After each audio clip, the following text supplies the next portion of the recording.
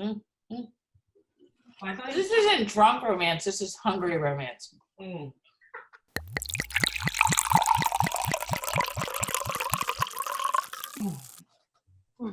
Hello, and welcome to Drunk Romance. I'm Lexi Blake, and I'm two-fisting today.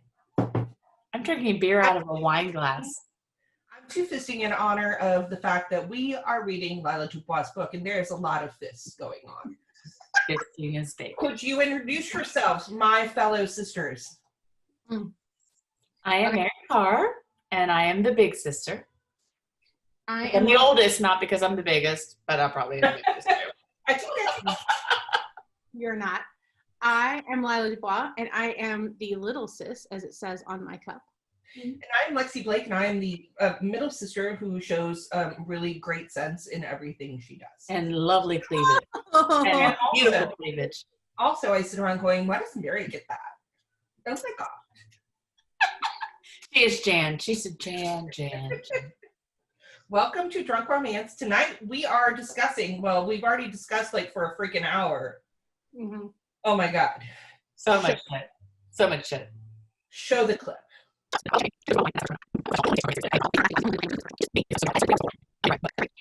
Okay, but now we are going to talk about the book we are supposed to discuss today, which is the Vienna series by little sis Lila Dubois. Okay. And it is Vienna Betrayal? Well, the Vienna series. Betrayal, Vienna Bargain, Vienna Bliss. See, look, me knowing titles. What? It's the third series in her Orchid Club series. The third, she does them in trilogies. The third in her Orchid trilogy. She has before done the cities of San Francisco and Paris, and now we are in Vienna. Vienna. Which, for trivia, is called Wien. How do you say that in Austria? I actually think it's Wien like Wiener. I think it's Wien. No, I think it's Wien like Wiener, which was not actually created I just made in it. Vienna. It was not. Wiener? Although there were wieners in Vienna for a very long time. Okay. Are we talking about sausage or are we talking about dicks? I was talking about penises. Oh, okay. Yeah, okay. Hold on. I'm pretty sure this is empty, but We I had wine, champagne, before tequila, and beer. we had some problems because we were like, oh, we're a drink in and still really fucking sad because it's 2020 and it's a hellscape of a world. But I think we found our groove. Once we like all went and got like hard liquor and started pounding as fast as we can, we're better. All right, cheers. I already did it. oh, Are we doing a second one or you all just on? it's been a hot minute since I did a vodka shot. Ooh. Ooh. Oh, this show just got really good. You guys, COVID can't get me now because my mouth is fire. Now, COVID. This is the story of Magdalena, oh my God, Moreau. Magdalena Moreau Oh my gosh. and Alexander Wagner. I don't know the characters' names, and I wrote them, and I just don't got a know. hard on for the fact that she knew the characters' names. I am a professional. You are like, I don't even know what's going on right now. I just don't even know. So, Lila Dubois set us up. Why did you write this series and what were you thinking when you wrote it? Okay, so since our last video, where I was about to call you by a real name, where Lexi showed us that there is something behind what you're writing, and I like to deny it and be like, oh, haha, that's not it. And I was thinking about it, and I think for me, this book came out of a lot of rage and fear. I would agree. Are you trying to tell me that you are not Magdalena? Like, I am, because she's bonkers and like she's a little bit of an agent of chaos, but I'm saying all of this. No, that is, oh my God, that's such bullshit. That's not right. All right, well, No. I tried. That is you going like, oh my God, go ahead. No, I was saying, like, this book, these characters are actively doing damage to each other for most of the three books. And that I think came out of me needing an outlet for a lot of this feeling, because I was writing this during the start of quarantine and when a lot of other shit was going on. And so I don't normally allow the characters to be quite this destructive towards one another. They're not. I actually am going to agree with you on that, though. I don't think they're destructive towards each other. I think that all destruction is self. I would agree with that. Absolutely what I got. If these are two people who are like, I think that Magdalena has more of a handle on what she wants out of life. Yeah. Agreed. And I actually think that the things that she does, look, she's got I don't know how deep we want to go into things that are spoilers. Fuck it, man. You guys, read the book or don't. But she has a reason for doing everything she does. She does. At the end of the day, Alexander is a dumbass who I want to punch. Mm-hmm, mm-hmm, mm-hmm. But not because he does things that hurt her. He actively hates himself. Yeah. Mm-hmm. Yes. And he actively doesn't even understand some of the needs he has, whereas Magdalena really, really has a grasp on her own strong sexuality. And that's why I really see a lot of you in her. I am a victim of secondhand like anxiety. So through that first story, the whole time I was just like, I want to like her, but I think she's doing bad things. Do you know what I mean? Because the way you built it up was so beautiful. So it's just like, okay, I believe him. Like, so I'm feeling the whole story, and I was crying really early on. I'm like feeling this anxiety a little bit because I was just like, no, I like this girl, but what is she doing? And then when you figure out what she's doing, you're like, bitch, that dude is wrong.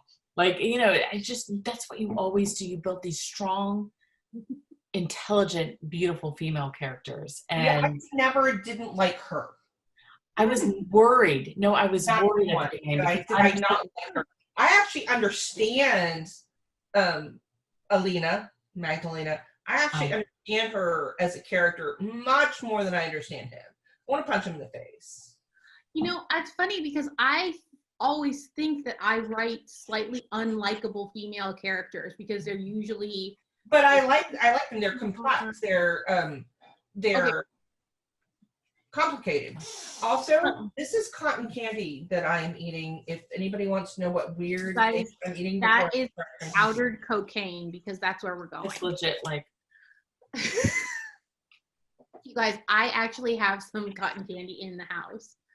Okay, but I was gonna say, because I originally wrote and continue to take point on Juliet in our Trinity Masters series, and she is a very divisive character. She is divisive. A lot of people dislike her.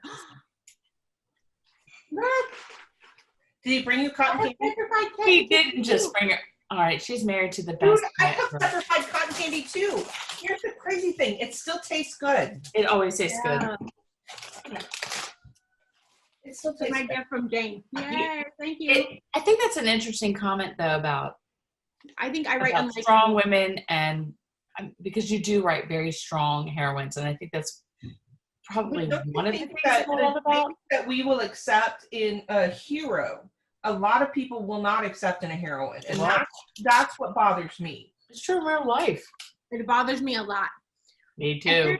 Here's the thing, because I think that most romance authors, those of us who do it as a job, either first or second job, but it's a job, not a hobby, right, are the CEOs of our own small businesses. Oh, yeah. And the sooner you start thinking about it, that you are the CEO of a small business. Shout out to Kristen Proby, who is the one who like put this in my head when we were in Texas at that retreat. Like the sooner you start thinking, I am the CEO of my own small business, and I have times when I am the creative director, and then I have times when I am the CEO. I used to put it in my schedule like CEO time. Like that's why I think a lot of the authors we are all very strong, very determined, very aggressive with, you know, as in treating this like our business and this, but a lot of times heroines in romance, I feel like are not, you can't make them as aggressive or as smart or as unlikable in that stereotypical likable way.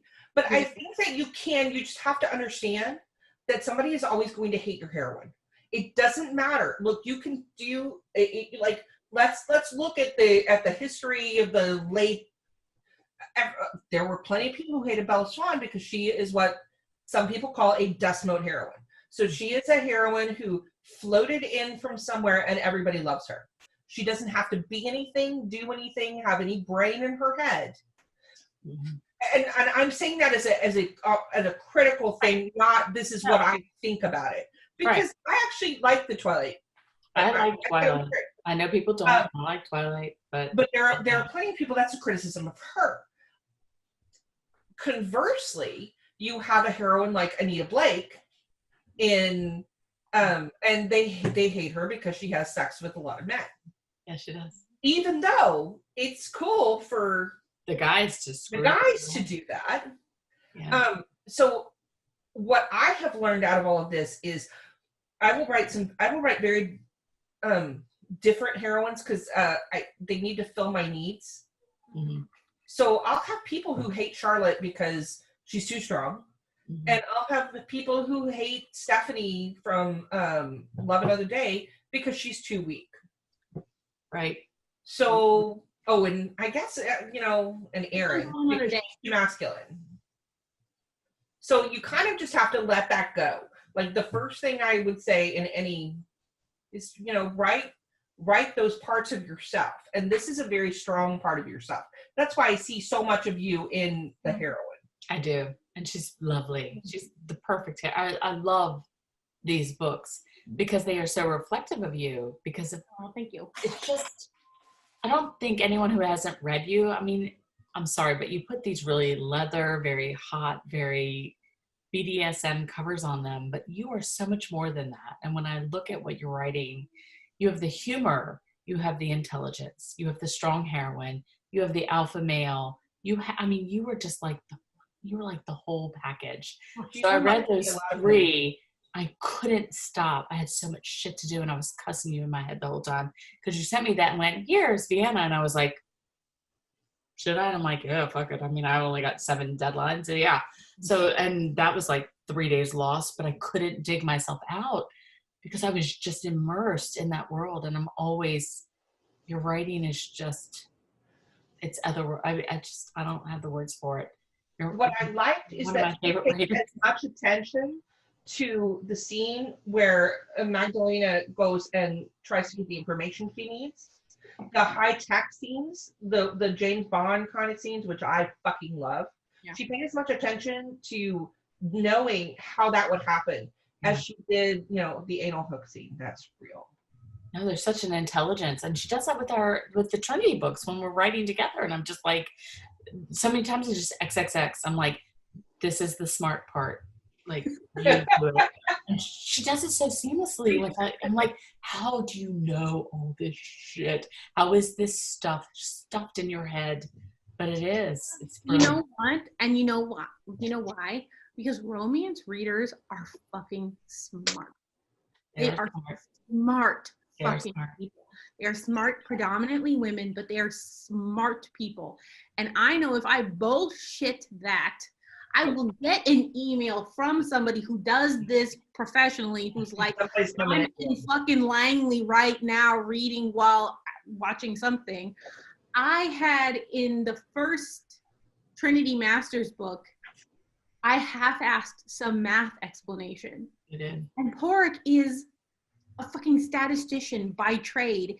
And I just let him tell me sort of, and I like half-assedly wrote it down. They were in our ear. Called out by somebody who was a mathematician at DARPA the way the hero was. And I was like, never again.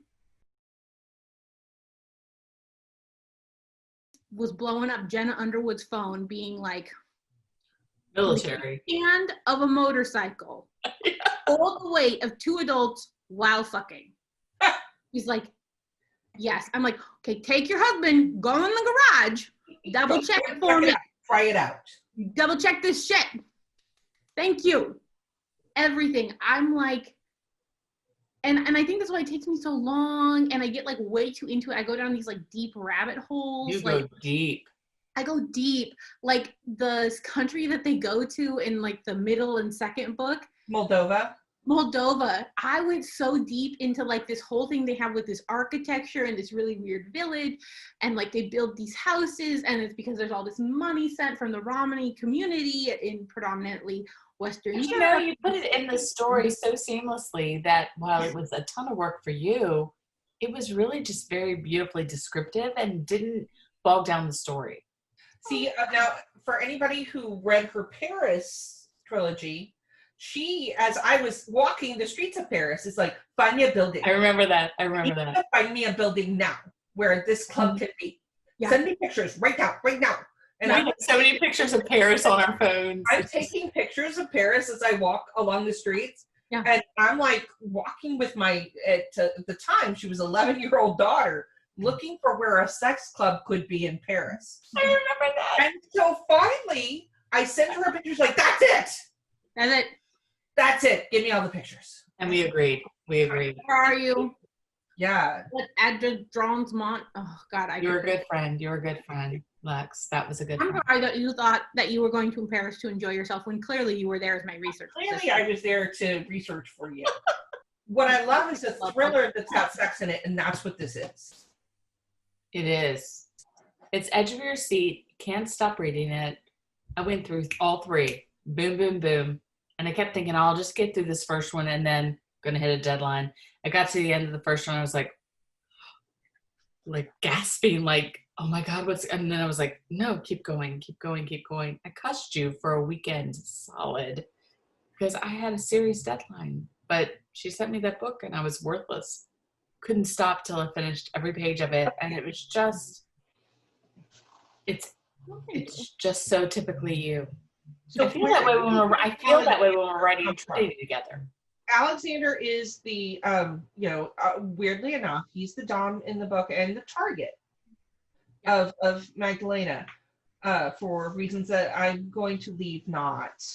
But she's got very good reasons for targeting him. Where do you think his persona comes from? She calls him her quiet man. I was reading a lot of historical romance, and I think historical romances and paranormals are very good with the strong, silent, damaged hero. Okay. Especially historical romances, you've got heroes who have zero self-awareness. They've got nothing. They have no idea what they want, what they really do, but they're usually very powerful people. So they don't have to. They're a duke. They're a duke. They don't need to. They got money. Everyone's a duke. Everyone's a fucking duke. You're a duke. You're a duke. You're a duke. So I think that I picked some of that up from there. Some of that I really liked. I really wanted to play with this idea. A lot of times heroes in romance novels, because they are fantasies, they say exactly the right thing at exactly the right time. Right? Who doesn't? And I wanted a hero who literally couldn't do that. Like, he didn't know how to do that, and he had such a fucking complex about... He is very broken, but in a really lovely way.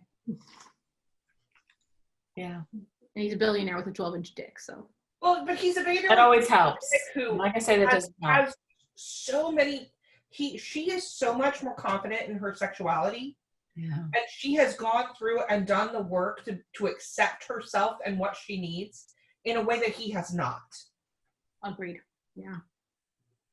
I think that, I mean, don't you think that's how it really is? I think girls come to acceptance of their own sexual needs and just their needs in general. Even if they can't fulfill them, I think we know in our head what we need, whether or not we ask for it.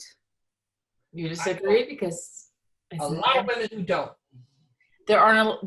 I would agree with that, but I think when I look at the three of us and what we write, I do think that I think that's what we think. Do you know what I mean?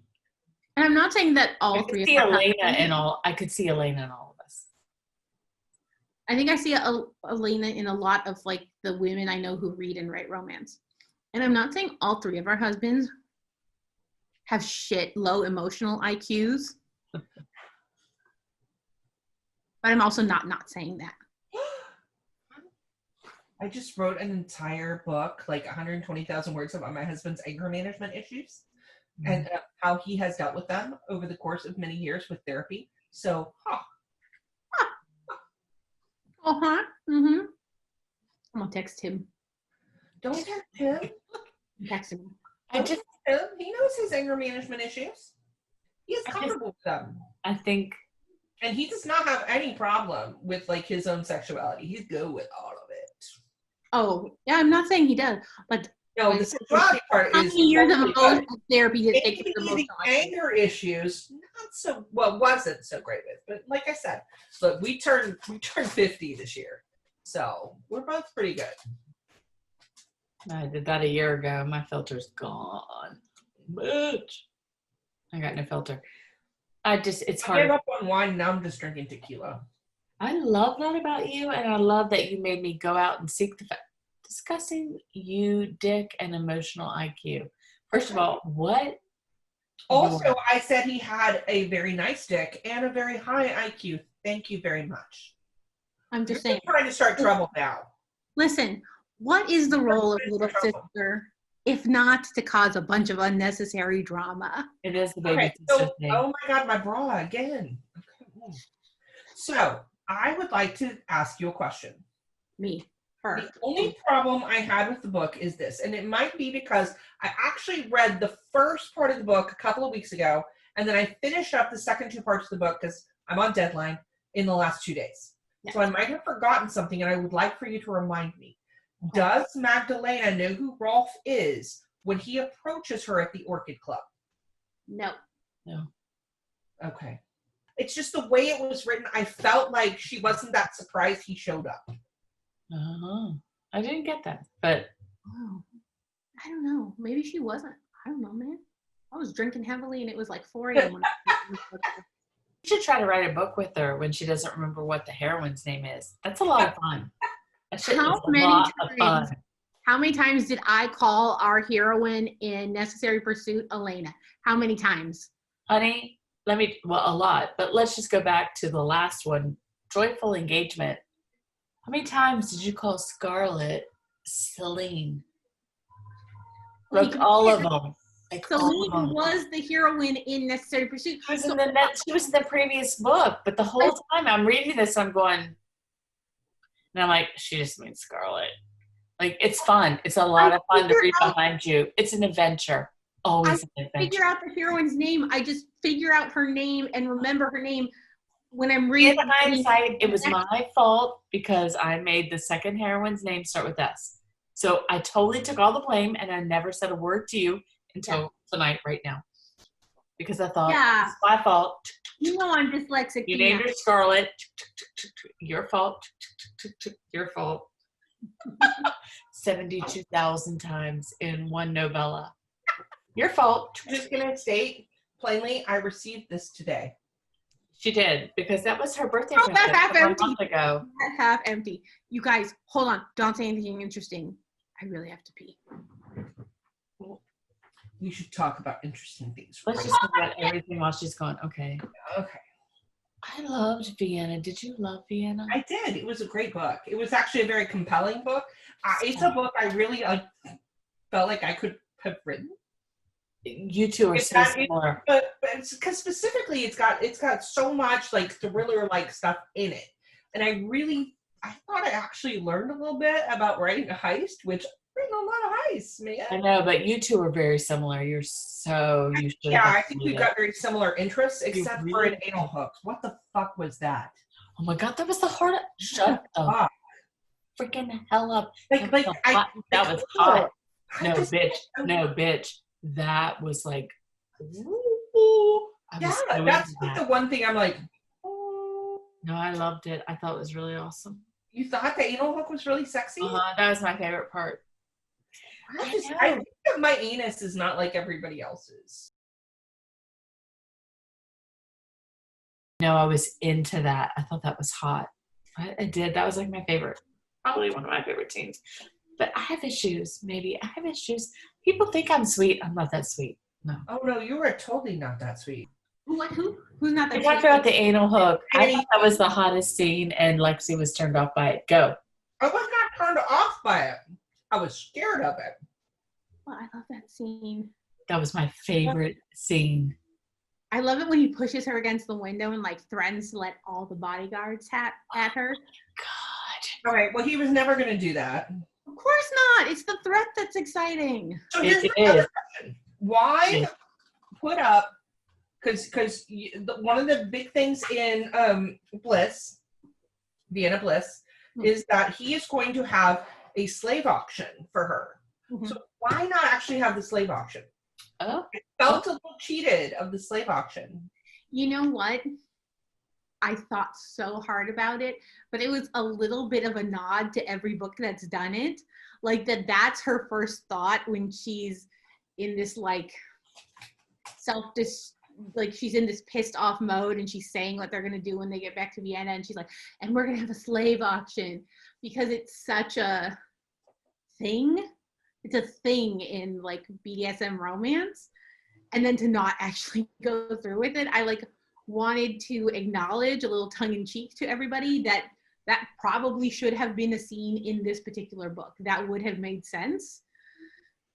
As we talked briefly about what our favorite auction scenes were in romance novels. Oh, fuck, let's do that.